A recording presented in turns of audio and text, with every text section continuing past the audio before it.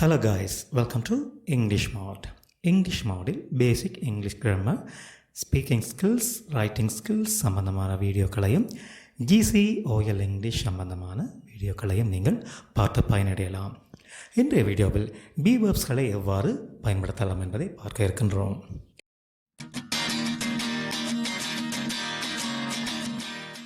ஒரு சென்டென்ஸில் முக்கியமான வேர்டாக வேர்ப் இருக்கின்றது. வேர்ப் இல்லாமல் ஒரு சென்டென்ஸ் இருக்க முடியாது.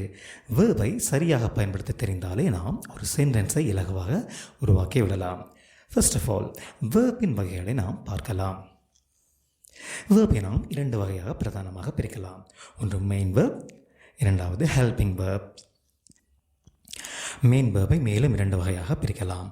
Action, state. ஆக்ஷன் வேர்ப் என்பது நம் கண்ணுக்கு வேர்பின் செயல் தெரிந்தால் அது ஆக்ஷன் வேர்பாக இருக்கும். உதாரணமாக run, right, Singh, cook, come, play போன்றன ஆக்ஷன் வேர்பிற்கு உதாரணங்களாகும். ஸ்டேட் வேர்ப் என்பது ஒரு வேர்பினுடைய செயல் கண்ணுக்கு தெரியாமல் உணர்வாக இருந்தால் அது ஸ்டேட் வேர்பாக இருக்கும். உதாரணமாக லைக், லவ், பிலீவ் போன்ற வேர்ப் இதற்கு உதாரணமாக இருக்கும். Helping verbs. ஹெல்பிங் வேர்ப்ஸ், ஏன் நாம் இவற்றை ஹெல்பிங் வேர்ப்ஸ் என அழைக்கின்றோம்? இவை பின்வரும் விஷயங்களுக்கு ஹெல்ப் செய்வதனால் இவ்வாறு அழைக்கின்றோம். ஒன்று, காலத்தை காட்ட ஹெல்ப் செய்கின்றன. இரண்டு, எதிர்மறை வாக்கியங்களை உருவாக்க ஹெல்ப் செய்கின்றன. மூன்று, வினா வாக்கியங்களை உருவாக்க ஹெல்ப் செய்கின்றன. பொதுவாக ஹெல்பிங் வேர்ப்ஸ் தனியாக நின்று மீனிங் தருவதில்லை. அவை மெயின் வேர்போடு சேர்ந்து தான் மீனிங் தருகின்றன. எனினும் ஹெல்பிங் வேர்ப்ஸினுள் அடங்கும் பி வேர்ப்ஸ் மாத்திரம் இதற்கு விதிவிலக்காகும். இவை தனியாகவும் மீனிங் தரும் மற்றும் மெயின் வேர்போடு சேர்ந்தும் மீனிங் தரக்கூடியன.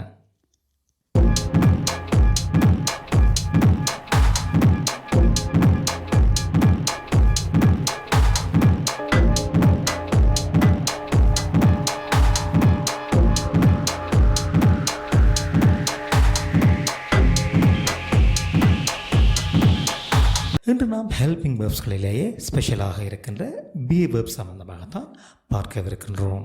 பின்வரும் சந்தர்ப்பங்களில் பி வேர்ப்ஸை நாம் தனியாக ஒரு சென்டென்ஸில் பயன்படுத்தலாம். பெயர் சொல்ல,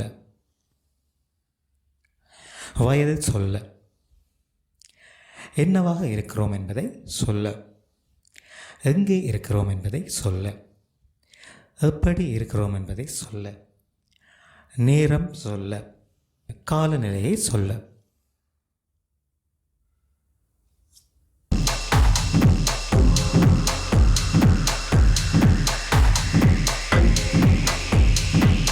இனி நாம் மூன்று காலத்திலும் எவ்வாறு பி வேர்ப்ஸ் பயன்படுத்தப்படுகின்றன என்பதை பார்க்கலாம். நிகழ்காலத்தில், அதாவது ப்ரெசன்ட் டென்ஸில் ஆம், இஸ், ஆர் எனும் மூன்று வகையான பி வேர்ப்ஸ் பயன்படுத்தப்படுகின்றன. ஐ என்பது சப்ஜெக்டாக வந்தால் ஆமும், ஹி அல்லது ஷி அல்லது இட் என்பது சப்ஜெக்டாக வந்தால் இஸ்ஸும், வி அல்லது ஜூ அல்லது தே என்பன சப்ஜெக்டாக வந்தால் ஆவும் ப்ரெசன்ட் டென்ஸில் பி வேர்பாக இருக்கும். அதேபோல் பாஸ்ட் டென்ஸில் வாஸ் மற்றும் வே என்பன பி வேர்பாக இருக்கின்றன. இங்கே சப்ஜெக்ட் ஒருமையாக இருந்தால் வாஸ் என்பது பி வேர்பாக வரும். பன்மையாக இருந்தால் வே எனும் பி வேர்ப் இங்கு பாஸ்ட் டென்ஸில் பயன்படுத்தப்படும். ஃப்யூச்சர் டென்ஸ், அதாவது எதிர்காலத்தில் தனியாக ஒரு பி வேர்ப் இல்லை. இங்கு வில் என்கின்ற என்னும் ஒரு ஹெல்பிங் வேர்ப்போடு பி எனும் ஒரு மெயின் வேர்ப் சேர்த்துத்தான் ஃப்யூச்சர் டென்ஸுக்குரிய பி வேர்ப்பை நாம் பயன்படுத்தக்கூடியதாக இருக்கும். இங்கு வில் பி அல்லது ஷால் பி பயன்படுத்தலாம் என காட்டப்பட்டுள்ளது. எனினும் நாம் வில் பியை மாத்திரம் இப்போது பார்க்கலாம். ஷால் பி சம்பந்தமாக இன்னும் ஒரு வீடியோவில் பார்க்கலாம். ஷார்ட்டாக ஒரு பி வேர்ப்பும் ஒரு சப்ஜெக்டும் சேர்ந்தால் அந்த சென்டென்ஸினுடைய தமிழ் மீனிங் எவ்வாறு இருக்கும் என்பதை கீழே காட்டப்பட்டுள்ளது. ஐ ஆம், நான் இருக்கிறேன். ஐ வாஸ், நான் இருந்தேன். ஐ வில் பி, நான் இருப்பேன். ப்ரெசன்ட் டென்ஸில் ஆம், இஸ், ஆர் என்பன பி வேர்ப்ஸாக இருக்கின்றன என்பதை நாம் பார்த்திருக்கின்றோம். அவன் நரேஸ் அல்லது அவன் நரேஸாக இருக்கின்றான். அவன் நரேஸ் என்பது நாம் பேச்சு வழக்கில் சொல்லும் ஒரு வசனமாக இருக்கின்றது. ஹீஸ் நரேஸ், எனது சகோதரனுக்கு 20 வயது. இது ஒரு பேச்சு வழக்கு தான். ஓகே, இதை நாம் இரண்டு வகையில் சொல்லலாம். மை பிரதர் இஸ் 20 அல்லது my brother is 20 years old. அந்த சிறுவன் ஒரு மாணவன். The boy is a student. அந்த மாணவர்கள் விளையாட்டு மைதானத்தில் இருக்கிறார்கள். The students are in the playground. அவர்கள் களைப்பாக இருக்கிறார்கள். They are tired. இப்போது 10 மணி. It is 10 o'clock now. இங்கு O apostrophe என்பது O எனத்தான் இங்கே நாம் சொல்லுவோம். இது of எனும் சொல்லினுடைய ஷார்ட் ஃபார்மாக ஆங்கிலத்தில் பயன்படுத்தப்படுகின்றது. It is 10 o'clock now. இன்று குளிராக இருக்கின்றது. It is cold today. இங்கே தரப்பட்டுள்ள சில சென்டென்ஸ்களில் டைம் ஒரு வாக்கியத்தின் இறுதியில் பயன்படுத்தப்பட்டுள்ளது. உதாரணமாக 6வது வசனத்தில் இப்போது என்பது now என இறுதியில் பயன்படுத்தப்பட்டுள்ளது. அதேபோல் 7வது வாக்கியத்தில் இன்று என்பது டுடே இறுதியில் பயன்படுத்தப்பட்டுள்ளது. இந்த டைமை நாங்கள் ஒரு வாக்கியத்தின் ஆரம்பத்தில் கூட பயன்படுத்தலாம். இருப்பினும் நமது பயிற்சிக்காக நாம் அதை இறுதியிலே போட்டு ப்ராக்டிஸ் செய்யலாம். Be verbs past tense. was were என்பன past tense-க்குரிய be verbs என நாம் ஏற்கனவே பார்த்திருக்கின்றோம். நான் நேற்று வீட்டில் இருந்தேன். I was at home yesterday. இங்கே yesterday என்பது டைமை குறிக்கின்ற வேர்டாக இருக்கிறது. நாம் இங்கே இறுதியில் பயன்படுத்தி வருகின்றோம். நான் ஏற்கனவே சொன்னது போல் முதலாவது வேர்டாகவும் டைமை பயன்படுத்தலாம். ஆனால் நாம் இங்கு இறுதியில் மாத்திரம் பயன்படுத்தி பழகுவோம். Right. I was at home yesterday. நீ போன வாரம் சோகமாக இருந்தாய். You were sad last week. சோகமாக என்பது இங்கே sad எனும் வேர்டினால் குறிக்கப்பட்டிருக்கின்றது. You were sad last week. எனது தாத்தா ஒரு ஆசிரியராக இருந்தார். My grandfather was a teacher. நாங்கள் போன வருடம் கொழும்பில் இருந்தோம். கொழும்பில் என்பது இன் கலம்பு என்ற ஃப்ரேஸால் சுட்டி காட்டப்பட்டிருக்கிறது. Okay. We were in Colombo அப்போது லாஸ்ட் இயர்.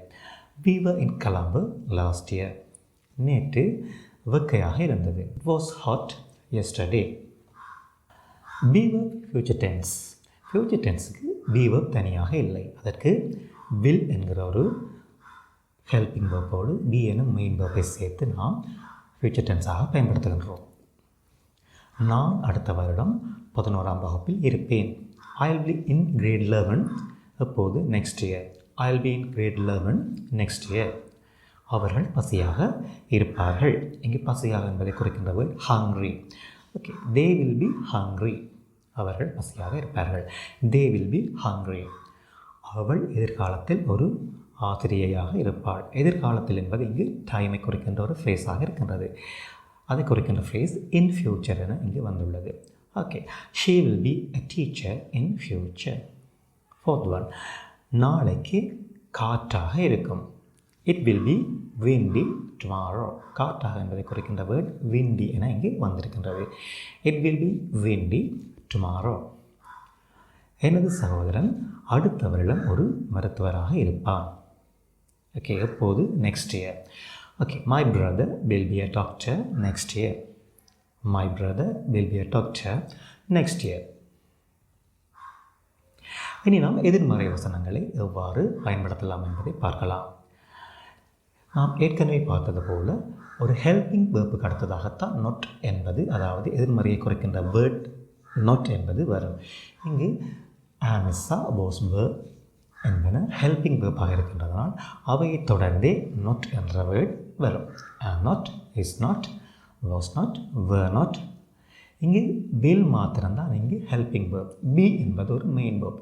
இரு எனும் அர்த்தத்தை குறிக்கின்ற ஒரு மெயின் வேர்பாக be எனும் வேர்டு இருப்பதனால் நாம் அந்த வேர்டோட நொட்டை சேர்க்க முடியாது. எனவே will எனும் ஹெல்பிங் வேர்புக்கு அடுத்ததாகத்தான் நொட்டை சேர்க்கலாம். அதனால் இங்கு will not be என வந்திருக்கின்றது. எனது அப்பா ஒரு ஆசிரியர் இல்லை. My father is not a teacher. அவர்கள் நேற்று வீட்டில் இருக்கவில்லை. இது past tense-ஐ குறிக்கின்றது. Okay. They were not at home அப்போது yesterday. They were not at home yesterday. நான் இப்போது களைப்பாக இல்லை. களைப்பாக என்பதை குறிக்கின்ற word tired. I am not tired now. நாளைக்கு குளிராக இருக்காது. It will not be cold tomorrow. நீ அடுத்த வாரம் வீட்டில் இருக்க மாட்டாய். You will not be at home next week. You will not be at home next week. வினா வாக்கியங்கள், அதாவது interrogative sentences. வினா வாக்கியங்களை நாம் உருவாக்கும் போது வேர்ட் ஆர்டரில் சிறிய மாற்றங்களை செய்கின்றோம்.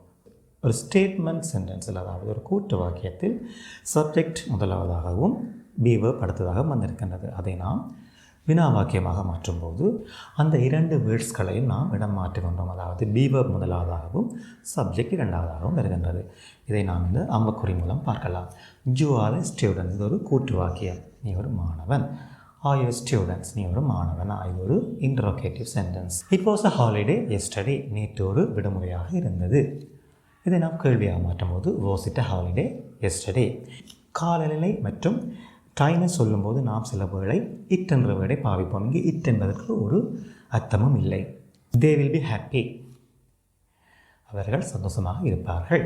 இதை நாம் கேள்வியாக மாற்றும்போது வில் தே பி ஹாப்பி, அவர்கள் சந்தோஷமாக இருப்பார்களா. நீ தாகமாக இருக்கிறாயா, ஆர் யூ thirsty. அவனுக்கு 15 வயதா, இஸ் ஹி 15 அல்லது இஸ் ஹி 15 years old. அவர்கள் நண்பர்களாக இருந்தார்களா என்பது ஃபாஸ்ட் டென்ஸை குறிக்கின்றது. எனவே were they friends, were they friends. நீ நேற்று சந்தோஷமாக இருந்தாயா, were you happy yesterday, were you happy yesterday. அவள் நாளை வீட்டில் இருப்பாளா, will she be at home tomorrow, will she be at home tomorrow. அடுத்த வாரம் அவர்கள் கொழும்பில் இருப்பார்களா, will they be in Colombo next week, will they be in Colombo next week.